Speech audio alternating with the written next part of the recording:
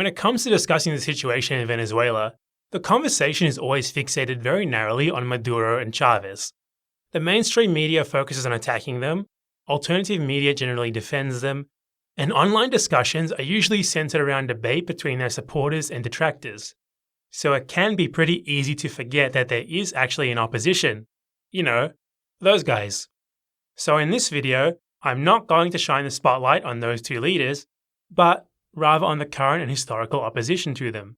The opposition is framed by both themselves and the international media as the democratic resistance, the true advocates for the Venezuelan people. But does their conduct over the last few decades and today really fit with that image? And just what is it that they have planned for Venezuela should they come to power? Let's find out. When Chavez was first elected in 1998, both the opposition and the USA were initially cautiously optimistic. His defeated opponent, Enrique Soler, accepted the results and wished Chavez luck, because his luck will be that of Venezuela.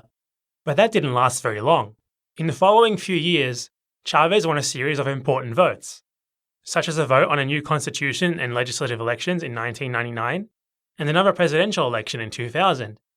As it became clear that he was not only sincere about his plan to nationalize the oil industry and redistribute wealth from it, but also that he was going to have the mandate needed to do it, they became more hostile. This came to a head in 2002. US officials started speaking openly about just why they were really concerned about Venezuela.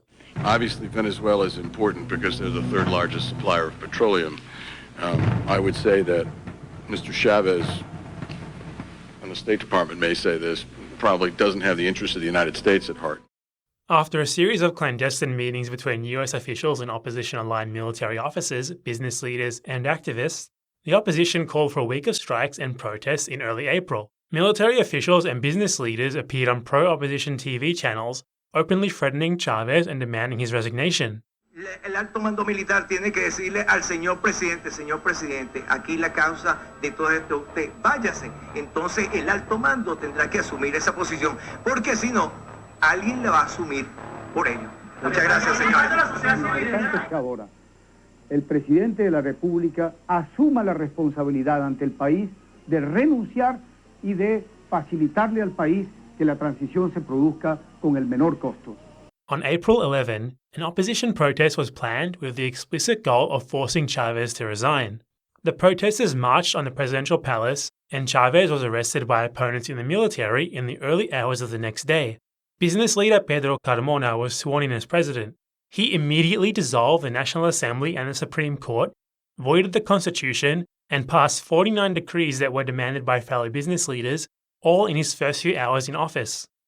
The US media reacted approvingly to these events. The New York Times celebrated the coup as a victory for democracy, particularly approving of the choice of a respected business leader as president. Meanwhile, the Chicago Tribune said that democracy had benefited from the military intervention.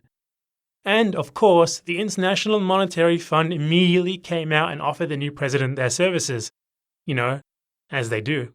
The US government, rather than condemning the coup against a leader who had been re-elected less than 2 years earlier, blamed Chavez for it, saying it was a response to undemocratic actions committed or encouraged by the Chavez administration.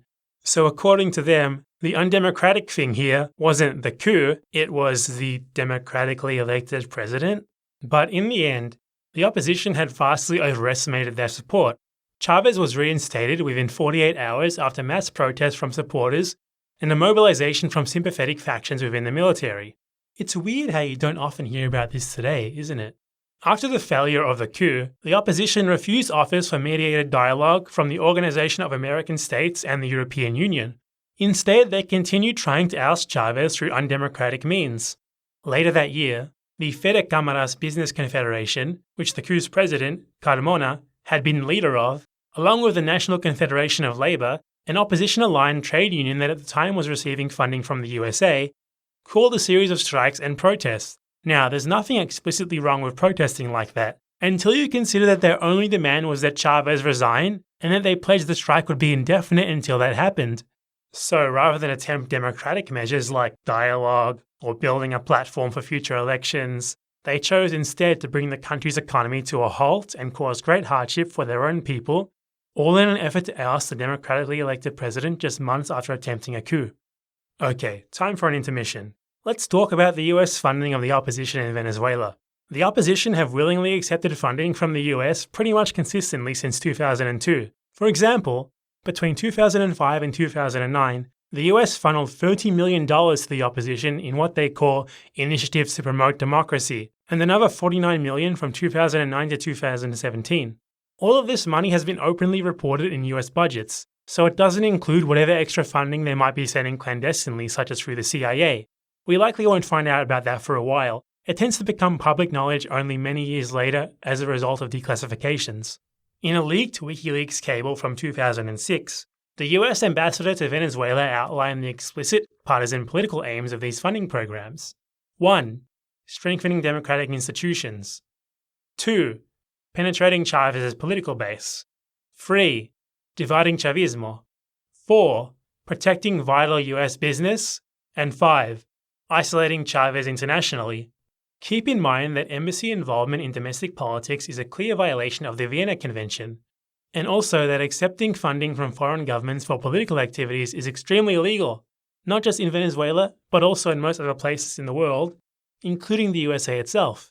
Not only that, but it's also just quite clearly ethically problematic as well. It would be naive to think that the US expects nothing in return for this support. Okay, so continuing on in our chronology, in 2004, the opposition decided to try their hands at democracy. They obtained the signatures necessary to trigger a recall referendum against Chavez. The organization that ran this recall campaign, Sumate, had the outward appearance of being an NGO, while clearly actually being a partisan political organization that was directly involved with the opposition, which is obvious, as they successfully organized a campaign to vote the president out of office. Then they advocated in favor of the yes vote. Sumate was directly funded by the USA, which the US openly stated in budgetary documents and State Department reports. This was obviously in flagrant violation of Venezuelan law. Yet when charges were filed against the organization as a result, there was an international outcry. Essentially, this foreign interference in favor of the opposition has the tacit backing of the international community, and any enforcement of the laws against it results in condemnation. Imagine if Russia openly dedicated a few million every year to promoting so-called initiatives for democracy in the USA. Would that be so readily accepted internationally? The answer is no. So anyway, the opposition lost that referendum by 58% to 42%. The electoral process was endorsed by the Organization of American States and the Carter Center, and the result was also fully audited. Yet the opposition still refused to accept the results as legitimate, alleging fraud. This becomes kind of a theme from here on out. In 2005, the Bush administration was hard at work trying to push the idea that the Chavez government was some sort of democratic authoritarian regime. They attempted to pass motions through the OAS condemning Chavez as undemocratic, for example, which were rejected. The US media also picked up this narrative too. Up until this point, the opposition had clearly shown themselves to care very little about democracy, but it was the government that were being portrayed as the undemocratic ones. This is a narrative that still survives to this very day. The opposition's distaste for good faith democratic participation continued that same year, as the 5 largest opposition parties, 4 of which are currently part of the opposition coalition, the Democratic Unity Roundtable, boycotted the parliamentary elections. This was an attempt to delegitimize the elections internationally, but it completely failed, with the OAS and the EU criticizing the decision. This destroyed the legitimacy of the more free market-orientated parts of the opposition for quite a long time. As a result, the opposition candidate in the subsequent 2006 presidential election, Manuel Rosales, actually ran on a very leftist platform. It could be argued that his platform was even further left than that of Chavez himself, as he wanted to keep the oil industry nationalized and promised broad expansions of social welfare programs. Still, Chavez won his most resounding victory yet, with 62% of the vote. With that, it became clear that the leftist opposition to Chavez couldn't really do any better than the more business-oriented factions. Then, in 2007, the country's biggest newspaper, El Nacional, formalized its position as an overtly anti-government publication, with its owner founding his own opposition group, the 2D Movement. While the international media at the time often portrayed the Venezuelan media landscape as some sort of state-controlled Orwellian propaganda apparatus, the private media, most of which was explicitly anti-Chavez, actually had a 95% market share, with state TV being quite unpopular. Around this time, business leaders began the widespread use of an age-old tactic. one that you might remember from Chile during the Allende years: the hoarding of basic goods to attempt to induce artificial shortages. In 2007, for example, hoarding was one of the main factors contributing to a temporary shortage of basic foodstuffs like milk and corn. The opposition's intentional attempts to cause hardship and even hunger among their own people for political gain continue to this very day. In 2010, the opposition, now an eclectic mix of neoliberals, conservatives, and self-described social democrats, performed quite well in the parliamentary elections, gaining 48 seats and denying Chavez a two-thirds majority. The opposition celebrated the results. Suddenly, they were very happy with the same electoral process that they'd been calling fraudulent and boycotting for the last decade. For the 2012 presidential elections, they chose as their candidate the pro-business, upper-class, right-wing Enrique Capriles. Conscious of the popularity of Chavez's social programs, he claimed that they would be retained in his free market approach. Yet other members of the Democratic Unity Roundtable, the opposition coalition, produced a secret document, signed by Capriles, which they claimed showed that his agenda was far more neoliberal in nature than he was letting on. This led to 3 opposition legislators denouncing him and the purported true agenda of the opposition. Since Capriles lost the election and the document was quickly forgotten, it's impossible to confirm its legitimacy. But later statements from the opposition that outline a similar agenda would indicate that it was legitimate. More on that shortly. Chavez died the next year, so there was a new election with Capriles running again, this time against Nicolás Maduro. Parts of the international media already decided that this election was illegitimate before it even happened. Against the trends of the polls, which had mostly indicated a Maduro win by around 15 points, Capriles came within 1.5% of winning. The elections were endorsed by observers that included a delegation from the Union of South American States and underwent a full audit at the request of the opposition. Yet they and the US still refused to accept the results. Instead, they pushed the idea of fraud, drumming up discontent among their supporters, which would lead to protests the following year. So then, in 2014, Leopoldo López, a founder of the Popular Will Party in the opposition coalition, led said protests. These protests demanded no less than Maduro's resignation, even in the face of his recent electoral victory, much like the protests that demanded Chavez resign in 2002. López has a very cultivated international image as a defender of democracy, but he actually has a very shady political history. He has links to participants in the 2002 coup, including his father. And while during his 2014 protests, he himself appealed for non-violence, they unsurprisingly turned violent, with protesters firebombing government ministries, childcare centres, city buses, and television stations. And there were also fatal shootings of security forces and government supporters. So, kind of what you'd expect to happen when you send your supporters out onto the street and tell them to protest until the president resigns. Soon after, recordings emerged in which Pedro Borelli, an influential Venezuelan businessman and close friend of López, who was known to be in contact with him before and during the protests, spoke to an unidentified conspirator in the military about how López's protest movement was an opportunity for a coup. Yo creo que, me imagino, que habrá otro Leopoldo López dentro de las Fuerzas Armadas que entenderá que llegó el momento de limpiar con la escoria del chavismo, con la escoria de la complicidad, con la escoria de la corrupción, y simplemente yo creo que llegó el momento, cualquiera que se pare ahorita, cualquier grupo que se pare ahorita y diga esto, se genera una crisis, te lo aseguro, pero tiene que estar unida a la lucha del pueblo, a la lucha de Leo, y solidarizándose con Leo. Así vale la pena perder una carrera. Es el momento, no hay ningún riesgo si se hace bien. ¿Ok? Búscate los que valgan la pena, búscate los que confían. You've probably never heard about this before, right? Interesting, huh? López was later arrested in connection to the violence during those protests. The justification for his arrest is very tenuous, as at most he indirectly incited the violence. Nonetheless, he's certainly nothing resembling the Mandela-Gandhi hybrid that he's often presented as in the international media. The next year, the opposition actually won a great electoral victory. They won a massive majority in the National Assembly, with 109 seats to 55 for the government. This was their first majority since 1999, and it was an election run by the very same national electoral body that they had spent the last 15 years sowing distrust in. This time, there were no demands for audits or refusals to accept the results. Now, I'm probably going to annoy some of my viewers by saying this, but Maduro responded to this electoral defeat by essentially becoming everything the opposition had always claimed Chavez was. He almost immediately announced that he planned to replace the National Assembly with his own version of it, which he then went on to do in 2017. This is obviously very undemocratic and quite indefensible. Unless you're a tanky. Not that there's anything wrong with that. Please don't unsub. The question is though, have Maduro's own undemocratic actions really changed the opposition's conduct and discourse at all? Or has it all just kind of been a bit of a happy accident for them? Something that's finally given them some legitimacy after their long history of crying dictatorship and fraud with no justification. And that's also drawn attention away from their own demonstrated willingness to pursue undemocratic paths to power. Keep that question in mind. So, in 2018, there was another presidential election. The Democratic Unity Roundtable, as the only viable opposition group, called a complete boycott of this. This was fair enough as, like Lopez, many of their best potential candidates were jailed.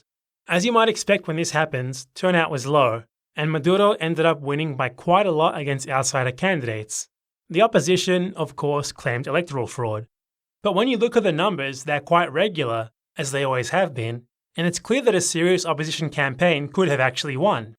Maduro got 6.2 million votes, or 68% of the total. But as the turnout was only 46%, that means only 30% of the electorate of 20.5 million voters actually voted for him. That's a number that's hardly unbelievable. It makes sense that Maduro's supporters would show up and vote for him while the opposition's wouldn't, due to the boycott. It reflects a 20% or 1.5 million drop in Maduro's share of the vote compared to 2013. His popularity has clearly plummeted with the worsening of the economic crisis since then.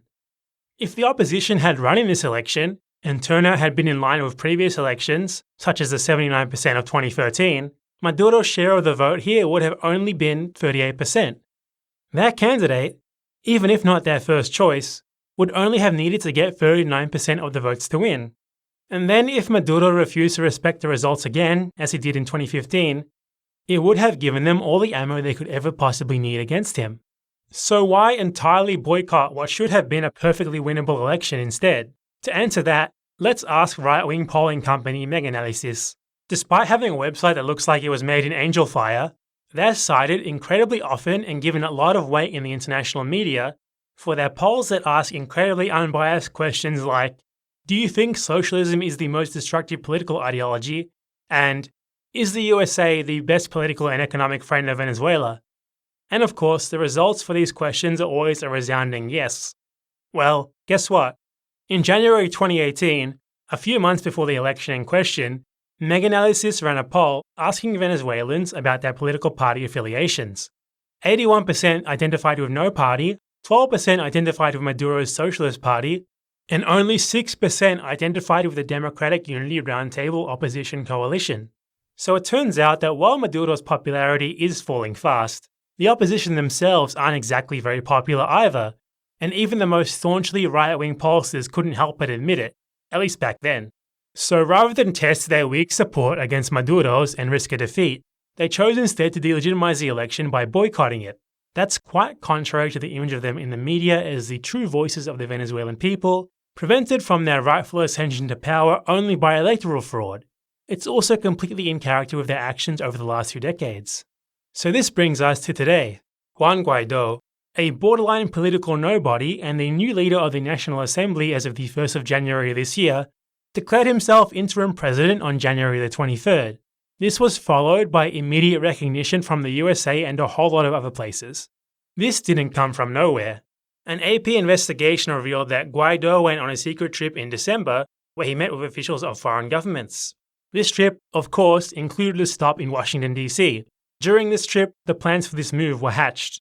Details were dictated right down to the precise time in which Guaido would declare himself president, hence the instant recognition. So, surprise, surprise, more blatant collusion with foreign governments. This whole thing was hatched in no small part due to long-term secret communications with the aforementioned leader of the 2014 protest movement, Leopoldo López. Guaido is a member of Popular Will, the party which López is still the leader of. It's been said that López, who is currently under house arrest, is pulling Guaido's strings from behind the scenes. Given the fact that Guaido is a young unknown, that people from the party have themselves admitted that López is behind Guaido's rise, and that Guaido talks to López half a dozen times every day, and not a single speech or move is not run by Lopez first, it's fair to say that's accurate. Lopez has been noted for his confrontational and undemocratic approach.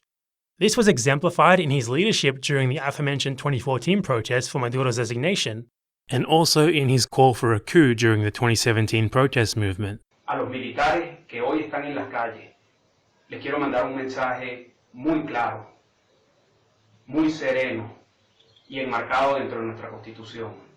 Ustedes también tienen el derecho y el deber de rebelarse. He was even described in a 2009 US diplomatic cable as power-hungry. Guaido is quite clearly a student of this school, demanding nothing less than the government's resignation and pursuing whatever means necessary to achieve those ends. In his short time as self-declared president, he's called for $1.2 billion in gold owned by the Venezuelan state, which is desperately needed for food and medicine imports, to remain held in the Bank of England. He's refused to rule out the possibility of US military intervention, dodging the question by saying only that it's a controversial subject. And in his few weeks as interim president, he's already called plenty of protests demanding that Maduro resign, while refusing any attempts at mediated dialogue, much in the tradition of Lopez. And, of course, an aid convoy from the USA has coincidentally shown up at the US-Colombia border at just the right time, and Guaido has, of course, pledged to receive it personally. It's clearly a political move from Guaido and the US. It's not being made to help Venezuelans who would receive the aid, but to give Guaido an opportunity to paint himself as a humanitarian savior. This is despite the fact that, the USA, and specifically Elliot Abrams, the very man behind this aid convoy, has previously used aid to smuggle weapons to right-wing terrorists in Latin America. And also that the Red Cross has specifically asked that aid not be politicized, like it is here. While Guaido is hard at work trying to create an image of himself as a humanitarian savior, he says nothing about the increasingly harsh US sanctions, which obviously only serve to exacerbate the economic crisis and make it harder for Venezuelans to access basic goods. Such sanctions weaponize the welfare of human beings, and really aren't something that anyone with their interests at heart would ever support. So, what about the opposition's vision for the future? Well, the draft transition plan, initially outlined by the opposition on January 8th this year, went into that. In contrast to their self-labelling as centre-left Social Democrats, which is often repeated uncritically by the international media, it revealed a free market economic agenda strikingly similar to the previously mentioned leaked document from 2012. In it, they first pledged to seek extraordinary international financial assistance from multilateral organisations. These multilateral financial organisations are pretty clearly the IMF and the World Bank. Those guys who hurried to help in the wake of the 2002 coup. These institutions are well known for giving exorbitant loans to developing countries in exchange for pledges to demolish public institutions, social programs, erode workers' rights and wages, etc., etc. For an example of this, look at what's happening in Argentina at this very moment. They then say that the centralised model of controls of the economy will be replaced by a free market model, based on the right to work under the guarantees of property rights and freedom of enterprise. Then, that they will promote the ability of civil society to meet its own needs, and that public companies will undergo a restructuring process through public-private agreements. So, a pretty clear-cut neoliberal agenda there. Now, this was only the draft plan. The finalised plan, passed a few weeks later, is quite different. Rather than outlining the planned economic model so explicitly, it instead talks vaguely about an economic transition and makes a single mention of a social market economy, of course with no specifics on what that actually means to them. The part about seeking help from multilateral financial organisations nonetheless remains. It seems they realised that the original plan was a bit too on the nose, so they obfuscated it in the final version. The finalised plan also includes a provision that allows them to designate their own unelected president for 12 months, which they call a provisional president, a position which does not actually exist within the Constitution. Considering they're just making these things up as they go along, there isn't really anything that would stop them from also decreeing that this unelected president could remain in office for even longer. One thing you can actually be sure of though, because you can't really be sure of too much about these guys, is that if they do get the power thereafter, they're going to remember the friend who helped them out along the way, the good old US of A. People like John Bolton, advocate and architect for the Iraq War, who seems to power his life force through the blood of innocent people. It'll make a big difference to the United States economically if we could have American oil companies really invest in and produce the oil capabilities in Venezuela. Elliot Abrams, responsible for the Guatemalan genocide in the early 80s and an architect of the 2002 coup in Venezuela, now the USA's special representative for Venezuela. Any solution to Venezuela's crisis must begin with the definitive departure of the Maduro regime, the minimum condition for Venezuela's democratic transition. And Mike Pompeo, Trump's Secretary of State, who are, well, watch. Yeah, Trish, I'm glad you brought that up. People don't recognize that Hezbollah has active cells. The Iranians are impacting the people of Venezuela and throughout South America. We have an obligation to take down that risk for America. And seriously, dude, come on. Now look, I don't like Maduro one bit. Please don't kill me for that, guys. He's very unpopular, he's done nothing about the crisis, and he's becoming, or perhaps has already become, the dictator that the opposition always accused Chavez of being. But the opposition themselves are unpopular and have a long and storied history of disregarding democracy whenever they feel like it. Collaboration with a foreign power so extensive and so long-lasting that it makes the Trump-Russia scandal look like absolute child's play in comparison. Of attacking their own people's welfare for political ends, and of hiding their true policy positions. All this despite them constantly presenting themselves as defenders of democracy and the true voice of the people, with the enthusiastic help of the international media. This has been consistent for 2 decades and it continues today. Now, add on to this, Guaido's refusal to rule out US military intervention as a path to power. Even ignoring how incredibly, ludicrously undemocratic that would be, he has the full benefit of knowing exactly how that went in Iraq, Afghanistan and Libya very recently, with millions of people dead, failed states, and open-air slave markets. That they would even consider the remote possibility of inviting such a thing into their own country, or any country really, is absolutely monstrous. No one who cares about the Venezuelan people would do half of the things they've done to this point, and they'd certainly never let John Bolton, Elliot Abrams, or Mike Pompeo anywhere near it. But hey, I guess after spending 20 years collaborating with the USA, this is really just the culmination of everything else they've done up to this point. So look, feel free to be against Maduro. Hell, after all the research that I did for this video, I am too. But if you're also pro-opposition, maybe reconsider that. So to wrap things up here, I just want to preempt some of the comments that I'm going to get. There's probably going to be a lot of angry Venezuelan opposition supporters there, and I guarantee you that most aren't actually going to make it to this point in the video, and they're going to attack me with talking points that I address literally right here. Anyway, listen, the political opinions of a small selection of people from a country posting on the internet aren't a very reliable measure of what the people as a whole think. Just like in any country, Venezuelans have a wide array of political opinions. I wouldn't get my information about any country's political situation from what random people have to say about it, and that goes for Venezuela too. Getting an accurate, broad opinion of what people in Venezuela actually think is notoriously difficult, as polling organizations are just blatantly partisan. The opposition-aligned pollsters always happen to get 80% plus results in favor of their agenda, like the aforementioned mega-analysis folks, and ditto for the government ones. As for talking to actual Venezuelans, which I guarantee you someone is going to tell me to do, well yes, I've done that. There's tens of thousands of recent Venezuelan migrants in Buenos Aires, a city where I've lived for quite a time.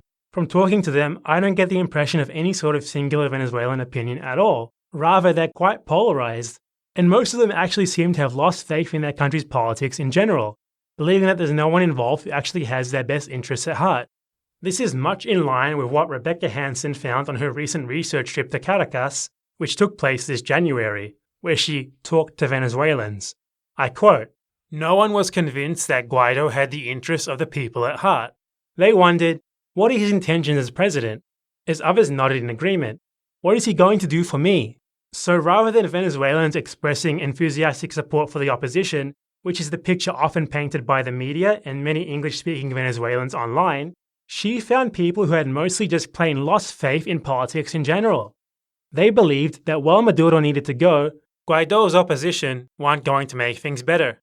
And even those who did support Guaido said that it was just because he wasn't Maduro. And yes, of course, There are true believers in Guaido, just as there are in Maduro. But both of these groups seem to be a minority of the population. So yeah. So that's the end of the video. Thanks for watching. You should subscribe, follow me on Twitter at BadEmpanada, etc. Now here's some news. I've started a Patreon recently, since I've really been enjoying making these videos and would love to be able to afford better equipment and software and maybe even do this full time one day. So if you'd like to support that and get some rewards, click the link in the description, which is patreon.com/BadEmpanada.